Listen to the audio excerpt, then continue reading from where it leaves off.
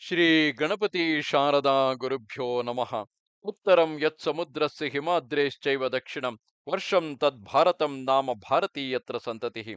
ಶ್ರೋತೃಗಳಿಗೆ ಶ್ರೀ ಸ್ಕಾಂದ ಮಹಾಪುರಾಣದ ಎರಡನೆಯ ವೈಷ್ಣವ ಖಂಡದ ಶ್ರೀ ವಾಸುದೇವ ಮಹಾತ್ಮ್ಯದಲ್ಲಿ ಶ್ರೀ ವಾಸುದೇವ ಸರ್ವೋಪಾಸ್ಯತ್ವ ವರ್ಣನವೆಂಬ ಮೂರನೆಯ ಅಧ್ಯಾಯಕ್ಕೆ ಸ್ವಾಗತ. ನಾರದನು ಆ ನರನಾರಾಯಣರಲ್ಲಿ ಕೇಳುತ್ತಾನೆ, ಎಲೈ ಪರಮಾತ್ಮನೇ, ಸಾಂಗೋಪಾಂಗಗಳಾದ ವೇದಗಳಲ್ಲಿಯೂ ಪುರಾಣಗಳಲ್ಲಿಯೂ ನೀನೇ ಹೊಗಳಲ್ಪಡುತ್ತಿರುವೆ.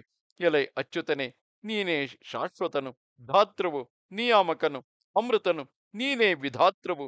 ನಿನ್ನಲ್ಲಿಯೇ ಈ ಜಗತ್ತು ಸದಾ ಕಾಲದಲ್ಲಿಯೂ ನೆಲೆಸಿರುವುದು.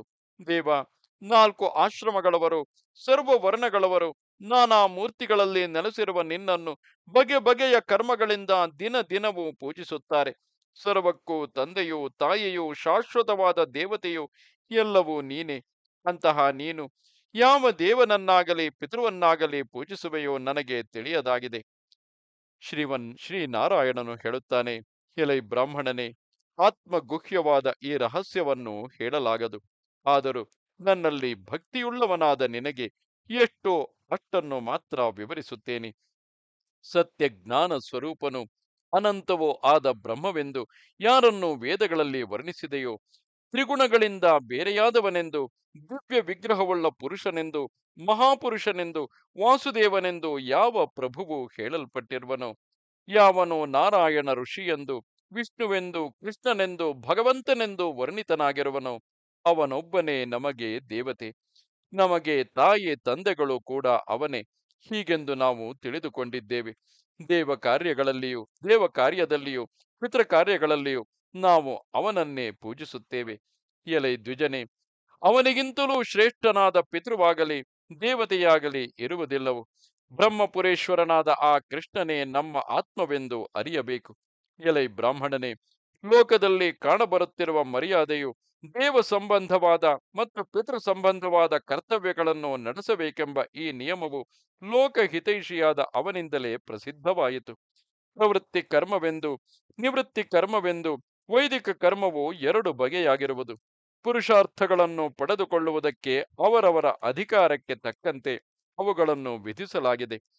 ತಂತ್ರಗಳಲ್ಲಿಯೂ ವೇದಗಳಲ್ಲಿಯೂ ಹೇಳಿರುವ ವಿಧಿಯನ್ನು ಅನುಸರಿಸಿ ತನಗೆ ಅನುರೂಪಳಾದ ಸ್ತ್ರೀಯನ್ನು ಪರಿಗ್ರಹಿಸುವುದು, ನ್ಯಾಯವಾದ ರೀತಿಯಿಂದ ಹಣವನ್ನು ಸಂಪಾದಿಸುವುದು, ಅಪೇಕ್ಷೆಗಳನ್ನು ನೆರವೇರಿಸಿಕೊಳ್ಳುವುದಕ್ಕಾಗಿ ದ್ರವ್ಯದಿಂದ ಮಾತ್ರವೇ ಸಾಧ್ಯವಾಗುವ ಯಜ್ಞಗಳನ್ನು ನಡೆಸುವುದು, ಗ್ರಾಮದಲ್ಲಿಯೂ ನಗರದಲ್ಲಿಯೂ ವಾಸ ಮಾಡುವುದು, ವೃತಾದಿಗಳನ್ನು ಆಚರಿಸುವುದು, ಇತರ ಯಜ್ಞಾದಿ ಕರ್ಮಗಳನ್ನು ಮಾಡುವುದು, ಇವೆಲ್ಲವೂ ಪ್ರವೃತ್ತಿ ಕರ್ಮಗಳು.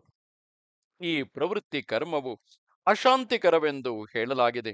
ಸ್ತ್ರೀ ಪರಿತ್ಯಾಗ, ದ್ರವ್ಯ ತ್ಯಾಗ, ಕಾಮಲೋಭಗಳನ್ನು ಕ್ರೋಧವನ್ನು ಪರಿತ್ಯಾಗ ಮಾಡುವುದು, ವನವಾಸ, ವೈರಾಗ್ಯ, ತಪಸ್ಸು, ಶಾಂತಿ ಅಂದರೆ ತಾಳ್ಮೆ, ಶಮ ಅಂದರೆ ಮನಸ್ಸಮಾಧಾನದಿಂದ ಇರುವುದು, ದಮ ಎಂದರೆ ಇಂದ್ರಿಯ ವಿಕಾರಗಳನ್ನು ಹಿಡಿತದಲ್ಲಿಡುವುದು, ಬ್ರಹ್ಮಯಜ್ಞ, ಯೋಗಯಜ್ಞ, ಜ್ಞಾನಯಜ್ಞ, ಜಪಯಜ್ಞ ಇವೆಲ್ಲವೂ ನಿವೃತ್ತಿ ಕರ್ಮವೆಂದು ಹೇಳಿದೆ. ಅಯ್ಯ ಮುನಿಯೇ, ಪ್ರವೃತ್ತಿ ಧರ್ಮವನ್ನು ಅನುಸರಿಸುವ ಮನುಷ್ಯರಿಗೆ ಮೂರು ಲೋಕಗಳಲ್ಲಿಯೂ ಸ್ವರ್ಗಲೋಕಾವಧಿಯಾದ ಗತಿಗಳು ಉಂಟಾಗುತ್ತವೆ. ಅವರು ಇಂದ್ರ, ಚಂದ್ರ, ಅಗ್ನಿ ಮೊದಲಾದವರ ಲೋಕಗಳಲ್ಲಿ ತಮ್ಮ ತಮ್ಮ ಪುಣ್ಯದ ಫಲವನ್ನು, ಬಹುವಿಧ ಅಭೀಷ್ಟ ಭೋಗೈಶ್ವರ್ಯಗಳನ್ನು ಅನುಭವಿಸುತ್ತಾರೆ. ಎಲ್ಲಿಯವರೆಗೆ ಪುಣ್ಯವಿರುವುದೋ ಅಲ್ಲಿಯವರೆಗೆ ಮಾತ್ರ ಅವರು ಸುರರಾಗಿ ಆ ಪುಣ್ಯ ಫಲವನ್ನು ಅನುಭವಿಸಿ ಪುಣ್ಯವು ಕ್ಷಯವಾಗಲಾಗಿ ಆಮೇಲೆ ಅವರು ವಿವಶರಾಗಿ ಮತ್ತೆ ಭೂಮಿಗೆ ಬೀಳುತ್ತಾರೆ. ಎಲೆ ಮುನಿಯೇ, ಪುಣ್ಯವು ಕ್ಷಯವಾದರೆ ಅಂತಹವರಿಗೆ ಇಚ್ಛೆ ಇಲ್ಲವಾದರೂ ಕಾಲ ವೇಗದಿಂದ ಭೋಗ ಐಶ್ವರ್ಯ ಮೊದಲಾದವುಗಳ ನಾಶವು ಉಂಟಾಗುತ್ತದೆ. ಅಧಿಕಾರ ಸ್ಥಾನದಲ್ಲಿರುವ ದೇವತೆಗಳಿಗೂ ಕೂಡ ಬ್ರಹ್ಮ ದಿನದಲ್ಲಿ ಕಾಲ ವೇಗದಿಂದ ಮತ್ತೆ ಮತ್ತೆ ಇಷ್ಟ ಭೋಗೈಶ್ವರ್ಯಗಳ ನಾಶವು ಉಂಟಾಗುತ್ತದೆ. ನಿವೃತ್ತಿ ಧರ್ಮವನ್ನು ಅವಲಂಬಿಸಿರುವ ಯೋಗಿಗಳು, ತಪಸ್ವಿಗಳು ತ್ರೈಲೋಕ್ಯಕ್ಕೆ ಹೊರಗಿರುವುದಾದ ಜನಾದಿ ಮೂರು ಲೋಕಗಳನ್ನು ಹೋಗಿ ಸೇರುತ್ತಾರೆ. ಅವರು ತಾವು ಬಯಸಿದಂತೆ ಆಯಾ ಲೋಕಗಳ ಐಶ್ವರ್ಯವನ್ನು ಭೋಗಗಳನ್ನು ಅನುಭವಿಸುತ್ತಾರೆ. ದೈನಂದಿನ ಪ್ರಳಯದಲ್ಲಿಯೂ ಅವರು ಸುಖವಾಗಿರುತ್ತಾರೆ.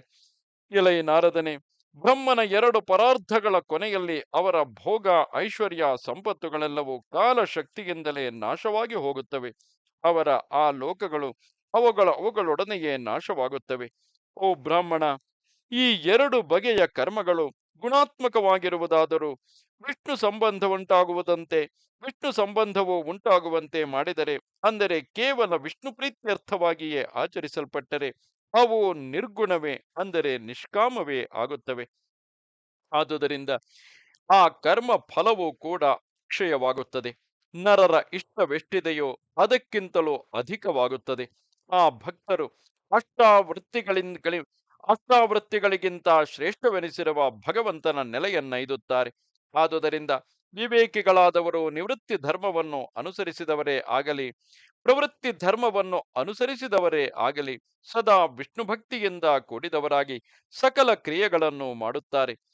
ಬ್ರಹ್ಮ, ಸ್ಥಾಣು ಅಂದರೆ ಶಿವ, ಮನು, ದಕ್ಷ, ಭೃಗು, ಧರ್ಮ, ಯಮ, ಮರೀಚಿ, ಅಂಗೀರಸ್ಸು, ಅತ್ರಿ, ಪುಲಸ್ತ್ಯ, ಪುಲಹ, ಕ್ರತು, ವೈಭ್ರಾಜ, ವಸಿಷ್ಠ, ವಿವಸ್ವಂತ ಅಂದರೆ ಸೂರ್ಯ, ಸೋಮ ಅಂದರೆ ಚಂದ್ರ, ಕಶ್ಯಪ ಕರ್ದಮಾದಿಗಳು, ಪ್ರಜಾಪತಿಗಳು, ದೇವತೆಗಳು, ಸಮಸ್ತ ಋಷಿಗಳು, ಸರ್ವ ವರ್ಣಗಳು, ಹಾಗೆಯೇ ಆ ಸಮಸ್ತ ಆಶ್ರಮಗಳು ಪ್ರವೃತ್ತಿ ಧರ್ಮದಲ್ಲಿ ತೊಡಗಿ ಆ ಪರಮೇಶ್ವರನನ್ನೇ ಪೂಜಿಸುತ್ತಾರೆ. ಸನತ್ಸುಜಾತ, ಸನಕ, ಸನಂದನ, ಸನತ್ಕುಮಾರ, ಪಿಲ, ಆರುಣಿ, ಸನಾತನ, ರುಭು, ಯತಿ, ಹಂಸ ಇವರೇ ಮೊದಲಾದ ಮಹಾಮುನಿಗಳೆಲ್ಲರೂ ನೈಷ್ಠಿಕ ವ್ರತವನ್ನು ಧರಿಸಿ ನಿವೃತ್ತಿ ಧರ್ಮವನ್ನು ಅವಲಂಬಿಸಿದವರಾಗಿ ಆತನನ್ನೇ ಪೂಜಿಸುತ್ತಾರೆ. ಅಂದರೆ ವಾಸುದೇವನನ್ನೇ ಪೂಜಿಸುತ್ತಾರೆ. ಅವರು ದೇವತೆಗಳನ್ನು ಪಿತೃಗಳನ್ನು ವಾಸುದೇವನ ಅಂಗವೆಂದೇ ಭಾವಿಸಿ ದಿನ ದಿನವೂ ಅಹಿಂಸಾ ವಿಧಿಯಿಂದ ಭಗವಂತನನ್ನು ಪೂಜಿಸುತ್ತಾರೆ. ಪ್ರವೃತ್ತಿ ಧರ್ಮದಲ್ಲಿಯೋ ನಿವೃತ್ತಿ ಧರ್ಮದಲ್ಲಿಯೋ ಎಲ್ಲಿಯೇ ಆಗಲಿ ಆ ವಾಸುದೇವನು ತಮ್ಮನ್ನು ಎಲ್ಲಿ ನಿಯೋಜಿಸಿರುವನೋ ಅಲ್ಲಿ ಅವರು ತಮ್ಮ ತಮ್ಮ ಅಧಿಕಾರಕ್ಕೆ ತಕ್ಕಂತೆ ಆ ಧರ್ಮವನ್ನು ಪಾಲಿಸುತ್ತಾರೆ. ಆ ಇಬ್ಬರು ಆ ದೇವನು ಕಲ್ಪಿಸಿರುವ ಮರ್ಯಾದೆಯನ್ನು ಅಥವಾ ಎಲ್ಲೆಯನ್ನು ಮೀರುವುದಿಲ್ಲವು.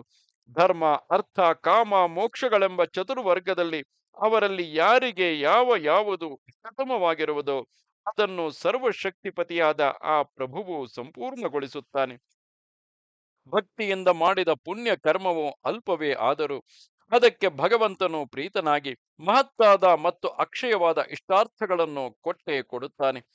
ಅವರಲ್ಲಿ ಯಾರು ಭಕ್ತಿಯಿಂದ ವಾಸುದೇವನಲ್ಲಿ ಹೊರತು ಲೋಕದಲ್ಲಿ ಬೇರೆಲ್ಲಿಯೂ ಯಾವ ವಾಸನೆಯನ್ನು ಇಟ್ಟುಕೊಳ್ಳದೆ ಏಕಾಂತಿತ್ವವನ್ನು ಅವಲಂಬಿಸಿರುವರೋ ಅವರು ಮಾತ್ರ ದೇಹವನ್ನು ತೊರೆದ ಬಳಿಕ ತಮಸ್ಸಿಗೆ ಹೊರಗಾಗಿರುವ ಆ ವಾಸುದೇವನ ಪರಂಧಾಮವನ್ನೇ ಸೇರಿ ಪ್ರಾಕೃತ ಶರೀರಗಳನ್ನು ಪಡೆದು ಪ್ರೇಮದಿಂದ ಆ ವಾಸುದೇವನ ಪರಿಚರ್ಯೆಯನ್ನೇ ಅಂದರೆ ಸೇವೆಯನ್ನೇ ಮಾಡಿಕೊಂಡಿರುತ್ತಾರೆ. ಉಳಿದ ಭಕ್ತರಾದರೂ ಕಾಲಕ್ರಮದಲ್ಲಿ ಅವನ ಉಪಾಸನೆಯ ಬಲದಿಂದ ವಾಸನೆಗಳ ಕ್ಷಯ ಉಂಟಾಗಲು ಆ ಬಳಿಕ ಏಕಾಂತ ಯೋಗಿಗಳಂತೆಯೇ ಅವನಲ್ಲಿಗೆ ಹೋಗಿ ಸೇರುತ್ತಾರೆ. ಯಾವುದೇ ಭಾವದಿಂದಲಾದರೂ ಯಾವನು ಆ ವಾಸುದೇವನೊಡನೆ ಸಂಬಂಧವನ್ನು ಉಂಟು ಮಾಡಿಕೊಳ್ಳುವನೋ ಅವನು ಬೇರೆ ಜೀವರ ಹಾಗೆ ಎಲ್ಲಿಯೂ ಸಂಸಾರವನ್ನು ಸೇರುವುದೇ ಇಲ್ಲವು. ಕರ್ಮಯೋಗದ ಸಿದ್ಧಿಯು ಜ್ಞಾನ ಯೋಗದ ಇಷ್ಟಾರ್ಥವು ಅವನ ಆಶ್ರಯದಿಂದಲೇ ಅಂದರೆ ವಾಸುದೇವನ ಆಶ್ರಯದಿಂದಲೇ ಮಾನವರಿಗೆ ನಿರ್ವಿಘ್ನವಾಗಿ ಬೇಗನೆ ಉಂಟಾಗುತ್ತದೆ. ಆದುದರಿಂದ ಆ ಭಗವಂತನನ್ನೇ ಸಮಸ್ತ ಜನರು ತಮ್ಮ ತಮ್ಮ ಇಷ್ಟಾರ್ಥ ಫಲಪ್ರಾಪ್ತಿಗಾಗಿ ಪ್ರೀತಿಯಿಂದ ಯಥಾವಿಧಿಯಾಗಿ ಉಪಾಸನೆ ಮಾಡಬೇಕು.